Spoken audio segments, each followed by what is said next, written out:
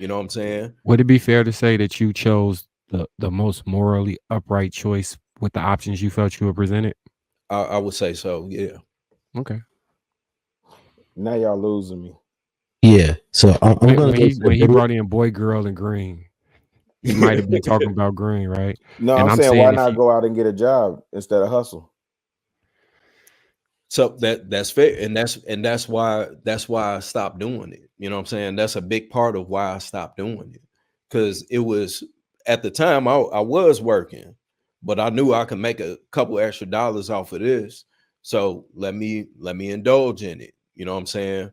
Until it bit me back in the ass. You know what I'm saying? It played its role. You supposed to get in, get out type of deal. That's the game. But if you choose to stay in it, then that's a choice, right? But of course, the what we will want to see as a whole, as a community, as a culture, is for you to go out and get a job, get a career, you know what I'm saying, and grow as a human being, as a man, as a person, as a civilian, as a community activist, whatever the case may be. We all have those choices, you know what I'm saying? So it's it again depends on the person. There's going to be niggas in the hood that's always going to be stuck in the hood. You know what I'm saying? They just going to have that hood mentality for the rest of their lives. But you know what I'm saying? At some point, you got to grow up, right? That's what we all did. If you did run the streets, at some point you grew up. most people that change, it ain't that you grew up, is that the consequences became more than the benefit. Most of the time, it's so if you had a clean run where nothing ever happened to you and the money was coming in, I don't think that anybody's stopping like that. You know what I'm saying? Unless they feel like, all right, I got enough money where I never got to do this again. And I think the risk, again, the consequences potentially can outweigh the reward at that point. Most people that I know that switch it up is after they done did a decent bid, or ran into a situation where they was going to do a decent bid, or almost lost their life, or the person next to them lost their life, or and they rarely escaped. And then they like, man, this ain't worth it. I'm gonna stop throwing rocks at the penitentiary. But And before that, when you do your cost benefit analysis as somebody fresh jumping off the porch, it don't. And to a large extent, that's what a lot of people are faced with. So when we talk about, is it a choice? Yeah, it's technically a choice, but you don't feel like it's a choice in that moment. The choice is to eat or starve. You feel like in that moment, if you put yourself back at 13, because most people that was hustling start at what, 13, 14 is when you jump off the porch, right? I don't know how to get no job at 13, 14. You And can't then even if you get hired for the most part at that age back then. yeah, and, my and first job was at McDonald's at 15 years old. I've No, been Except working since 13, I was 14. 15. You get no, your in work. Chicago, you can get a work in that time. You could get a work permit. My first job was at Wendy's on 117th and Halsted. Well, that's what Wendy's I'm still saying. You there. get your working papers at 14 because I, Yeah, I started working at 14.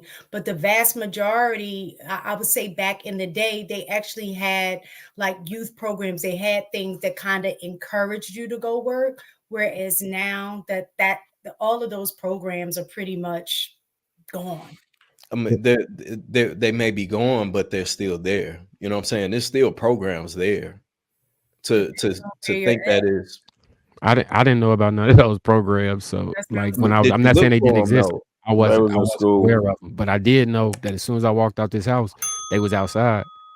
I did see the represent. That's why. So you probably ain't watched a lot of episodes, but I I have a issue with people becoming successful and leaving the neighborhood for representation purposes, because when I walked outside, I seen a specific group of people doing what I wanted to do as far as life was like lifestyle. And I ain't seen no other version of that. So to me, that was the only version. And the other version was the ones on TV. Right. So somebody be like, yeah, you could just get in marketing and advertising. What's that? I don't even know what marketing and advertising is. I know I could work 7 packs and then save this money up and buy my own move and then keep moving from there. And eventually I can be busting plays on my own and work my way up. That's what I would know. But Yeah. person that's got a multi-million-dollar mansion from marketing and advertising, I ain't never seen him. He is not part of the programming package on TV. So I don't even know he exists for all practical purposes. No, I was Danny Burrell was around. You say what? I would say this though, Marcus, because I grew up, again, I always talk about how I grew up on the Neutron block, and my family was like that second wave of blacks moving out the Taylors and the projects into working class neighborhoods. So my view was different. The people that I saw hustling and slanging and all that other stuff, that was really to get the trinkets. I didn't see nobody whose stomach was touching their back and they out there hustling. I knew that was happening in the Taylors and on the low end, but I ain't see out in the hundreds. I ain't see people starving like that. You know what I'm saying? Hustling like that to feed family. They got it, let's say hypothetically that was the case. I saw more people going to get either a 5.0, you know what I'm saying, or a box Chevy and some cement threes, and they was stunting. And that's what they was hustling for.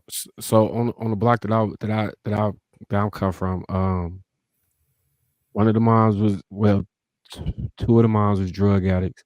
So he was trying to help feed his younger brothers because they were selling. It wasn't Link at that time, but they were selling the stamps, and he was making sure they were straight. He didn't go to school, but he was trying to push the other ones to school. Like 3 of them ended up outside. The other one, his mom was a crackhead, so he was literally sleeping in the bandos, him and his cousin. This at 14, 15.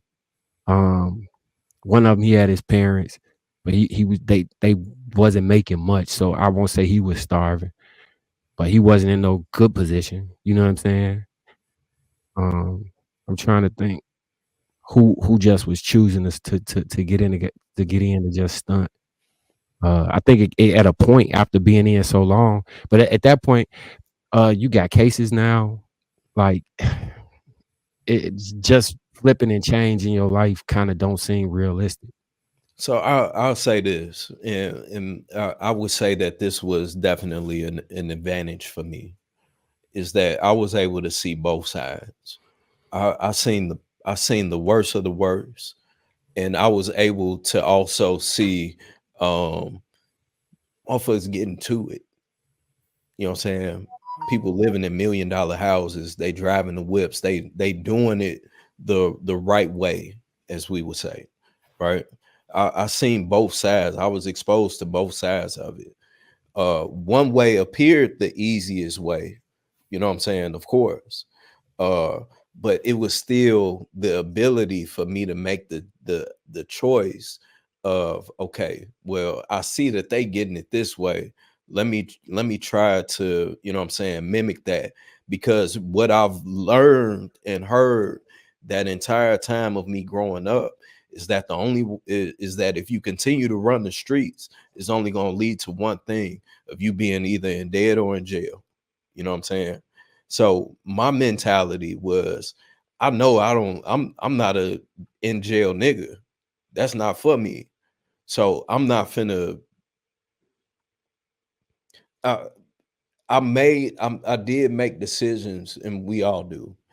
I did make decisions when I was younger that could have absolutely put me in those positions. But by the grace of God, I was never, you know what I'm saying, stuck in that. But I feel that over all things, exposure is extremely important. And I do agree with you, Marcus, in the extent of it being an issue of successful black people leaving the hood, but at the same time, that also puts those successful people in a very jeopardizing position if for them to lose their lives. You know what I'm saying? We saw that with Young Dolph. You know what I'm saying? Okay. Even with Keith. Okay. Keith left Chicago so that he wouldn't be put in a position to where we saw, you know what I'm saying, a lot of the BDs. Right.